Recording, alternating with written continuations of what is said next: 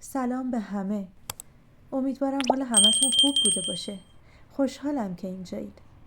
این دفعه بیایید با هم بررسی کنیم ببینیم تو دل شماها چی میگذره. چی نیاز دیده بشه و آروم بگیره. خب بیایید شروع کنیم. میبینم که بی‌حوصله‌اید. نه به خاطر تنبلی و ناسپاسی.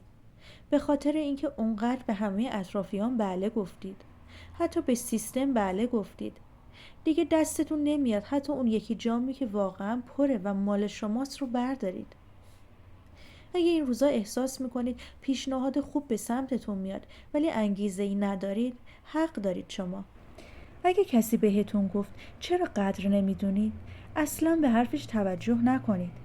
اون شخص نمیدونه که شما چقدر برای رسیدن به اینجا تلاش کردید. در واقع شما واقعا تشنه اید، ولی نه برای آب بیشتر، برای یک نفس عمیق. اصلا اشکالی نداره که امروز هیچ چیزی رو نمیخواید. این پایان ماجرا نیست. فقط یه نفس عمیق بکشید. میبینم به خودتون میگید دیگه نمیتونم معلق بمونم. دیگه نمیتونم صبر کنم. دیگه نمیتونم به خودم بگم شاید بعداً درست میشه. دیگه نمیتونم انقدر منعطف باشم تا درد کمتری رو حس کنم. اگه احساس میکنید سالاست دارید از زاویه دیگه‌ای به زندگیتون نگاه میکنید تا مبادا یه وقت اشتباه کرده باشید، این کارت بهتون میگه که این کار رو تموم کن. بس دیگه. شما درست میدیدید. از همون اولش هم درست میدیدید. بعضی وقتا رهایی نه با رها کردن که با فریاد زدن به دست میاد. شما حق دارین به خودتون بگید که نمیتونم بیشتر از این صبر کنم. همین گفتن حقیقت خود شروع رهایی هستش. سعی نکنیم برای رنجی که کشیدین فلسفه‌ای پیدا کنیم. فقط بگین خسته اید. همین کافیه. میبینم به خودت میگی که اگه به اندازه کافی خوب باشی، اگه به اندازه کافی تلاش کنی، اون شخص باقی میمونه. ولی حالا یا اون شخص باقی نمونده توی زندگیت، یا اگه مونده تو دیگه نمیدونی اصلا برای چی مونده. این کارت میگه تو میدونستی چه چیزی برات خوبه. از همون اولش هم میدونستی. اما اونو انتخاب نکردی. چون میترسیدی که تنها بمونی.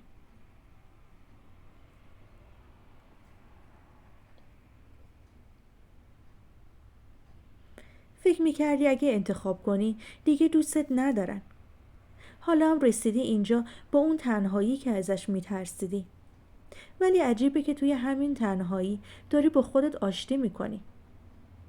دیگه لازم نیست بین خواسته خودت و خواسته یه شخص دیگه یکی رو انتخاب کنی. فقط یک راه برات باقی مونده. خواسته خودت. هر چقدر کوچیک باشه. این خیانت کردن به کسی نیست. این وفاداری به خودته. میبینم به اون چیزی که میخواستی رسیدی، ولی حسش نمی کنی. به همون شغل، رابطه یا حتی خونه و جایگاهی که میخواستی رسیدی، ولی دلت سرده. بدتر از همه اینه که یکی وجود داره بهت میگه چرا ناسپاسی. بقیه چقدر برای این چیزایی که تو داری دارن تلاش میکنن.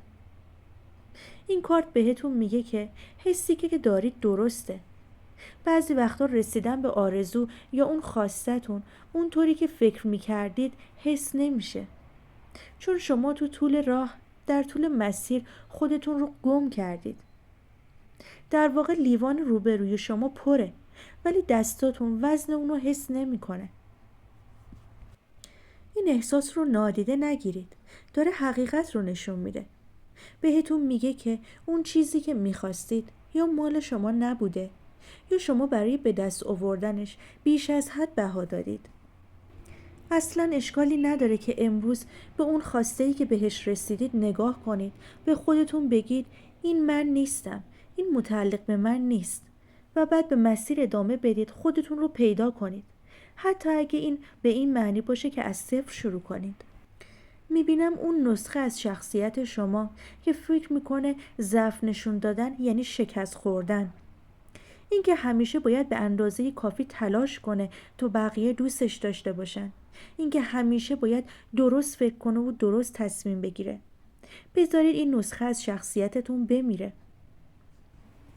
بذارید اون نسخه از شخصیتتون که همیشه میخواد همه رو راضی نگه داره همین امروز بمیره.